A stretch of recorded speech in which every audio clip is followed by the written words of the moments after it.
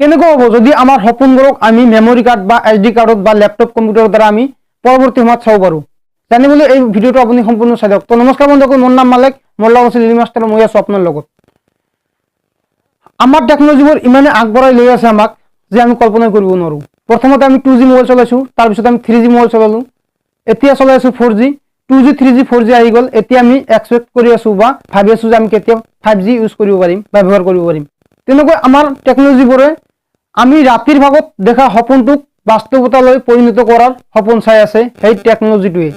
আৰু যিটো টেকনলজিৰ দ্বাৰা বৈজ্ঞানিকসকলে আমাৰ সপোনটোক বাস্তৱতালৈ পৰিণত কৰিব, সেই টেকনলজিটোৰ নাম হৈছে নিউৰল অষ্টেলেশ্যন।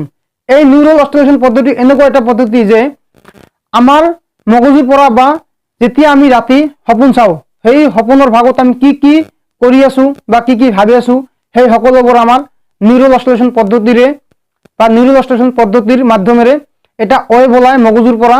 আৰু সেই ৱেভবোৰক কেনেকৈ ইমেজ আকাৰত বা ভিডিঅ' আকাৰত বৈজ্ঞানিকসকলে SD কাৰ্ডত বা মোবাইল ল্যাপটপ আদিত কনভাৰ্ট কৰিব পাৰিব, তাকে চিন্তা কৰি আছে। আমি যিবোৰ সপোন দেখোঁ তাৰে মাত্ৰ 5% বস্তুহে আমি ক'ব পাৰোঁ, আৰু কিন্তু 95% বস্তু আমি ক'ব নোৱাৰোঁ বা 95% ঘটনাবোৰ আমি ৰাতিপুৱা উঠিলে আমি ক'ব নোৱাৰোঁ। কিন্তু বৈজ্ঞানিকসকলে এনেকুৱা এটা ৰিচাৰ্চ কৰিছে, আৰু ৰিচাৰ্চৰ ফলত আমাৰ মগজুৱে ৰাতি সপোনত কি কি কৰে বা আমি কি কি কৰোঁ, সেই সকলোবোৰ সেই ৱেভৰ দ্বাৰা আমাৰ SD কাৰ্ড বা মেমৰি কাৰ্ডত কনভাৰ্ট কৰিব পাৰিব।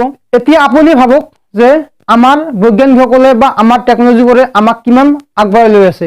ইয়াৰ বাবে কিছু সময় লাগিব, বহু বছৰ সময় লাগিব পাৰে, বহু বছৰ নালাগে। আমাৰ টেকনলজিবোৰ ইমানে আগবাঢ়ি গৈ আছে যে অতি কম সময়ৰ ভিতৰতে আমাৰ সেই টেকনলজিটো আমাৰ পৃথিৱীত আহি যাব, আৰু আমি ৰাতিৰ ভাগত দেখা সপোনটোক বাস্তৱতালৈ কেনেকৈ পৰিণত কৰিব তাকে চিন্তা কৰি আছে এতিয়া, আৰু অতি সোনকালে আমি সেইবোৰ আমি চাব পাৰিম।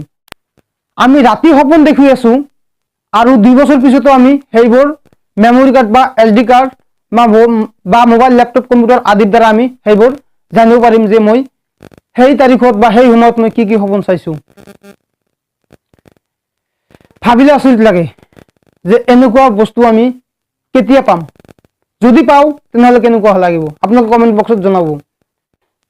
আমাৰ সপোনবোৰ যদি বাস্তৱতালৈ পৰিণত হয় তেনেহ'লে আমাৰ বহুতো উপকাৰ আহিব আমাৰ জীৱনত।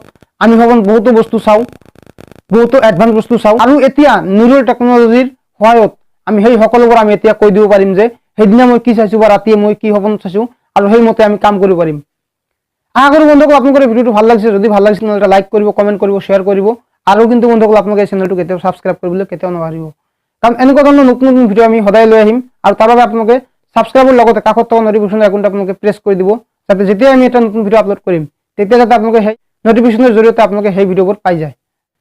তেতিয়ালৈকে আপোনালোকে ভাল থাকি সুস্থ থাকি এই কামনা ভিডিঅ' আমি শেষ কৰিলোঁ। Thank you so' much.